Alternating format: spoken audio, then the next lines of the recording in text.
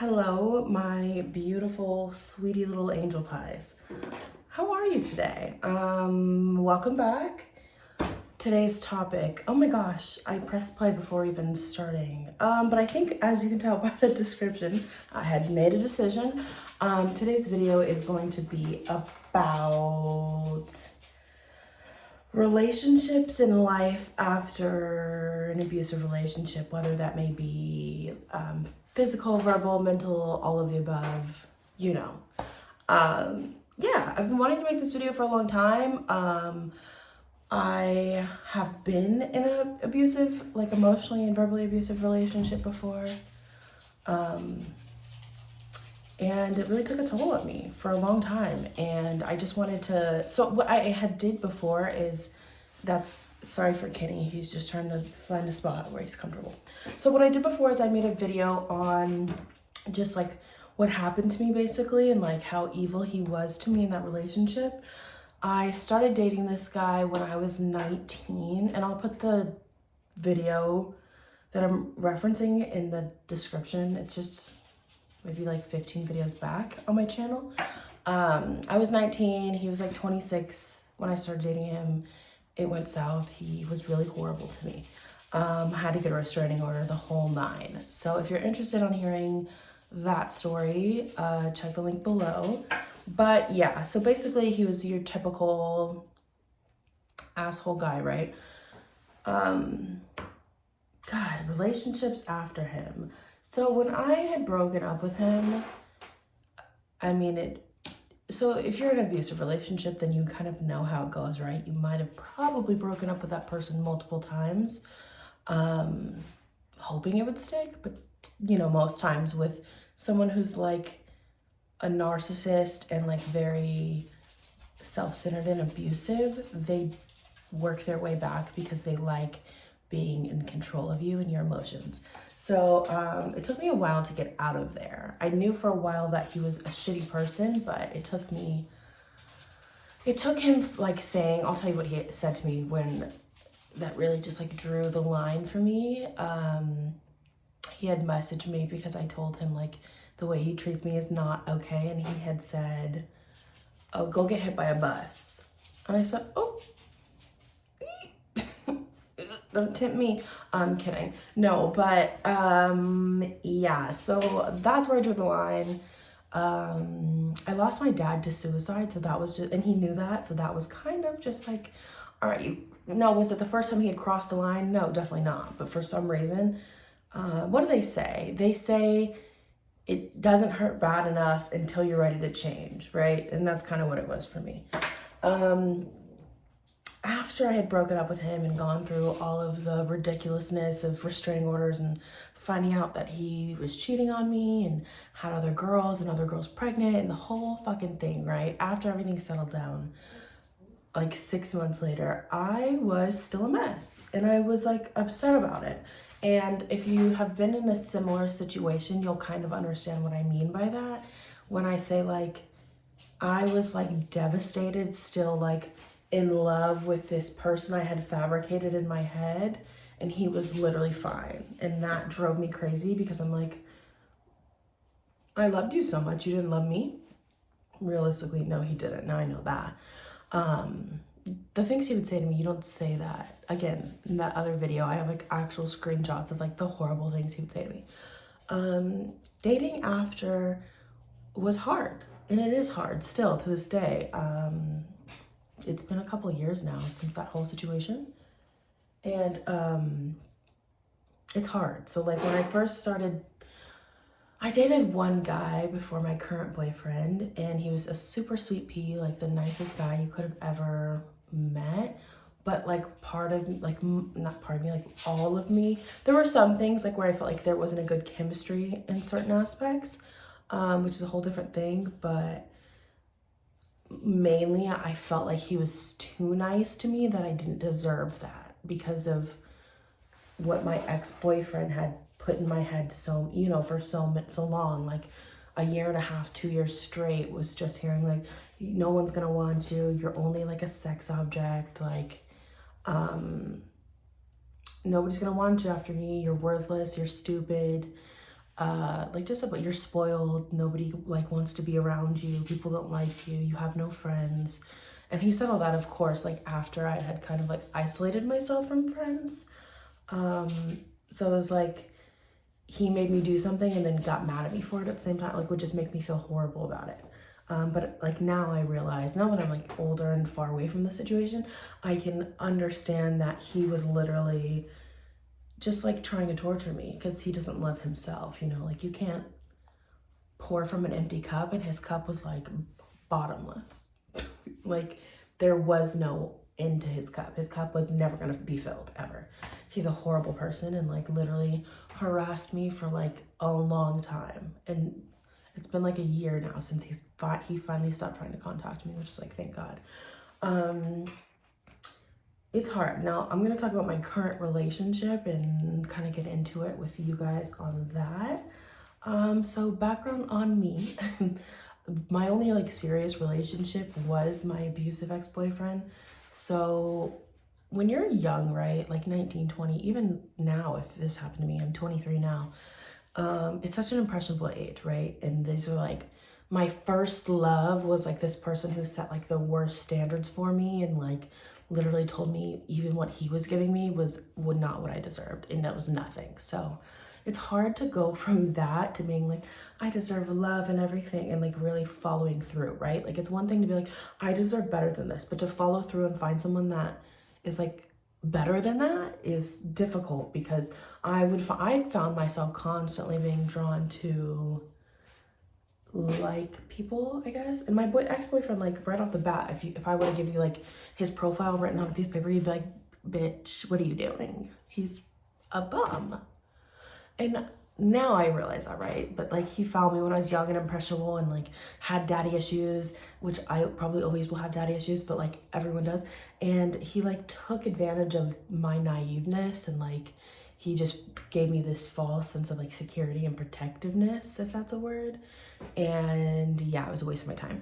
Not a waste of my time, because I will say I do not regret it at all. I don't regret the relationship because it has like formed, like it literally just like took me on like a fast roller coaster of horror. But like I now know what I want and don't want. And obviously as you get older, that will change and things will change a little bit. But for the most part, I know what I want. So my current boyfriend, little sweetie pea, he's a Taurus. My ex-boyfriend was a Gemini. If you know, you know. If you don't, you don't. The Geminis are evil, horrible. Not the girls necessarily, but the men. Scary.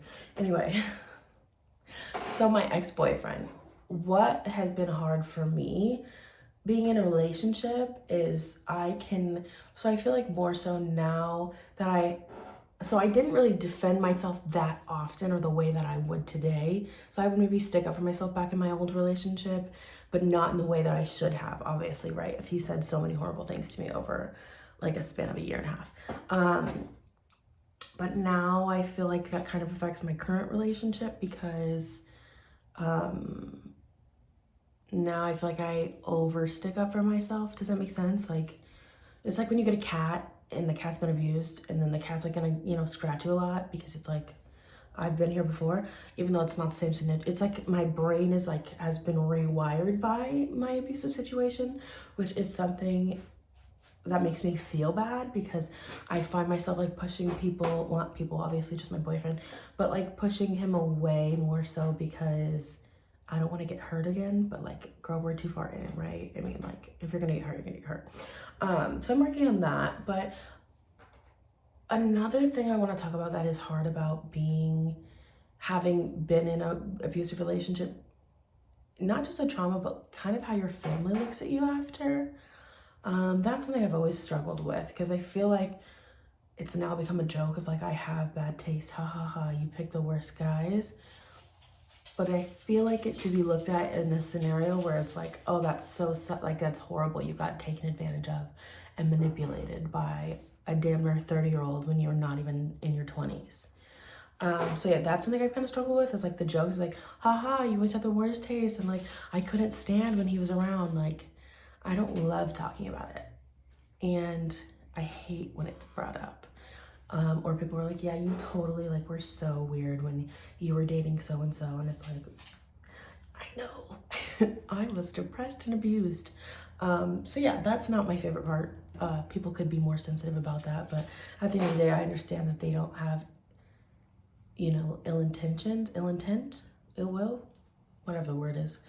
But it does offend me because I feel like now people look at me like my judgment is a little off. You know what I'm saying? And like, I get why you say that, but it's also hard for me to, like, I still want to be able to trust my judgment and my gut just because I made a mistake when I was 19.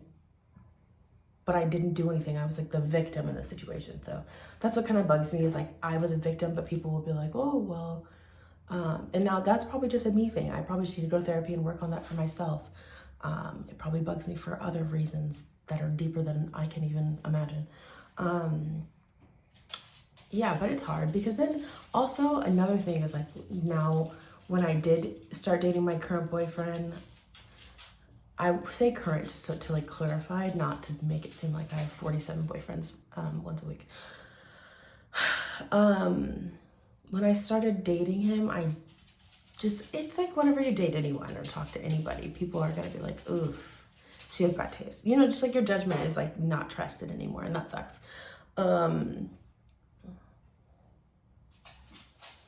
I will say though, as horrible as the situation is, I still, and as long ago, it was like years ago, right? 2019. I still have like horrible nightmares about it and like trauma and PTSD in that sense. I like, even when so he has like a very common name. So when I hear his name, it like is like nails on chalkboard. When I hear something about like his favorite football team, it makes my stomach turn. And I like really want to let go of that hate and anger because it's unhealthy and it's just like weighing me down. But it's a process, right? Like it's a process. But it just makes me mad. Like nothing happened to him ever. And he's like abused so many girls. And I think that's the hardest part to deal with all this is that I don't want to say I came out like with the short end of the stick, like obviously he's gonna have a miserable life always because he hates himself. Obviously, like if you're constantly cheating on women, black women especially, like, and you're black, that's weird to me. Why? It's weird. It's like, I don't know. I'm not gonna get into it, but I think he might like women. Anyway, he's just mean. He was just a mean person, and it makes me sad for my younger self at what I dealt with. So, it's been a couple years, but I'm still healing. And I think that's okay. And I think that's kind of the message I want to get out today is that like I'm still working through it. There's still stuff that like affects me long term, affects my relationship, affects how I react. Like I can be a hothead now. I've never been a hothead before. You know what I'm saying? It's stuff like that. I just feel like an abused animal that's like trying to like defend themselves after like a hurricane. Yeah. If you guys have any questions for me or you like this kind of content, let me know below or give it a thumbs up. I am an open book about like my whole story with my abusive ex. So if you have any questions, please don't be scared. And I do try, so I don't know if you noticed it, but I try to keep my relationship, not like a secret, right? Obviously, but like private more so because of my ex-boyfriend and how crazy he is and how he's like been in the past. I just don't want to get my current boyfriend involved in that, I guess. But I feel like now I'm kind of free from all of it. Fingers crossed he hasn't contacted me in like a year or so. So yeah, I do want to start posting videos with my boyfriend. I think it would be fun, and I enjoy making content, and I enjoy him. So I think it'd be a good time. But yeah, it still makes me sad. It still leaves a heavy feeling in my chest. And I don't know when that goes away and it's not because now I can understand that. It's more so like I'm mourning for my younger self. Like my just like look at my like sweet 19-year-old self and I get so sad about it because she was so pure and like loving and ready to give the world to anybody and anything. And now I'm like just kind of a little like scorned, and that upsets me that I have given him the power to scorn me, I guess, but also not invincible because that's like the shit he put me through was like horrid. I don't know. So yeah, you can see already there's like this inner dialogue battle in my head about everything. But yeah, thank you for watching my video. Again, if you have any questions, please let me know. I do want to start doing more topic videos like this. I want to do one on addiction and one on how my dad passed away and stuff like that. Just, I think it'd be helpful for some people. So yeah, thanks for watching my video. Please like, subscribe, and comment. And Kenny, he sends his best, and we love you. Say goodbye, Ken. Kenny, be polite.